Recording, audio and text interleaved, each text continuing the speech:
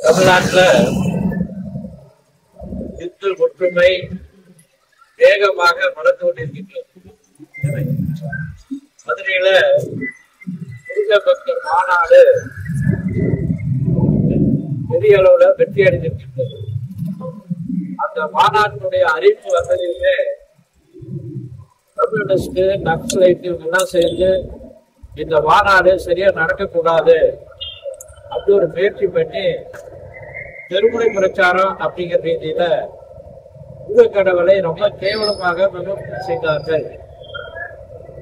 குறிப்பா தாடிக்குப்பம் அந்த பகுதியில அங்க இருக்கக்கூடிய பக்தர்கள் முன்னே கடவுளை ஏன் இப்படி கேவலமாக பேசுகிறீர்கள் என்று கேட்டதற்கு விஷயமாக பக்தர்கள் தாக்கப்பட்டிருக்காங்க. அதை கண்டித்து இன்னைக்கு இந்த திண்டுக்கல்ல கண்டன ஆர்ப்பாட்டம் நடக்கின்றது. காவல்துறையானது சரியான நடவடிக்கை எடுக்கல.